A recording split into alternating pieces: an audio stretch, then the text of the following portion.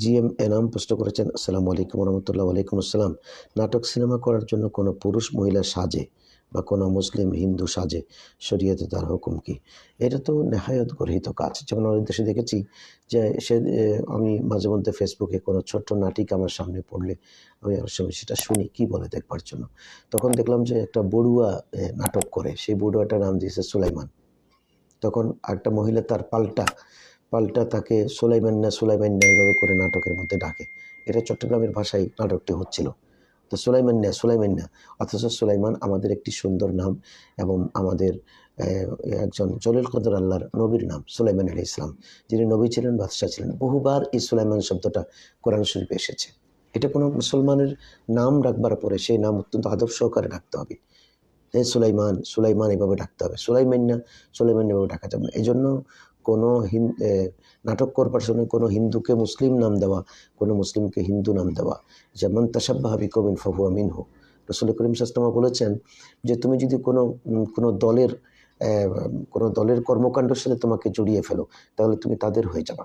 যেমন কারো নাটকের মধ্যে কারো নাম দিল জগদীশ, কারো নাম দিল সূর্য সেন। সূর্য সেন নাম দেওয়ার পরে সূর্য সেন তো হিন্দুর নাম, তখন ওই মুহূর্তের জন্য সে সূর্য সেনে রূপান্তরিত হলো। তো এই একজন হিন্দুর সাথে তার মুসাফা হয়ে গেল। কিন্তু আল্লাহ রাসূল বলেছেন, মান তাশাব্বাহা বিকওমিন ফাহুয়া মিনহু, যে অন্য কওমের সাথে সম্মিশ্রিত হয়ে যায়, সে তাদের হয়ে যায়, তখন সে হিন্দু হিসেবে গণ্য হবে। এজন্য কোনো মুসলমান নাটক ও গায়রা এগুলো তো আপনি করতে পারেন ওরকম যে এটার মধ্যে কোনো মিথ্যা প্রবেশ করতে পারবে না। বাস্তব কোনো ঘটনাকে মানুষের সামনে নাটকের মধ্যে উপস্থাপন করতে পারেন, তাতে কোনো ইসলাম মানা করেনি।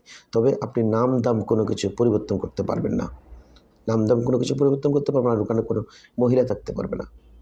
আপনি মহিলার সাথে পাঠ করে নাটক করবেন, ওগুলো বিলকুল গুনাহের কাজ। আর পাশাপাশি মনে রাখতে হবে যে আমি মুসলমান হিসেবে আমার স্বকীয়তা আছে। কোনো বাস্তব কাহিনীকে নাটক আকারে তুলে ধরলে কোনো অসুবিধা নেই, যদি এখানে যারা থাকবেন তারা পোশাক আশাক সব কিছু শালীনভাবে হয় এবং কথাবার্তা নাম ধাম সব কিছু কিন্তু ঠিক থাকতে হবে। কিন্তু একটি শব্দ গরমিল করে আপনি কোনো বাস্তব কাহিনীকে নাটকের রূপ দেবেন, সেটা কিন্তু অত্যন্ত মারাত্মক এবং গর্হিত কাজ। যারা এটা করবে তারা অত্যন্ত জঘন্যতম গুনাহগার হবে।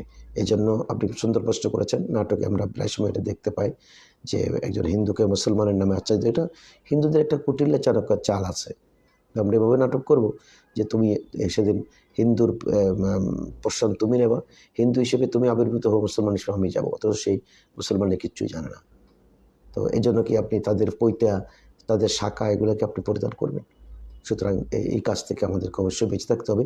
আমরা যে যাই করি না কেন, শ্রেষ্ঠতম পরিচয় হলো আমরা একজন মুসলমান। ধন্যবাদ আপনাকে।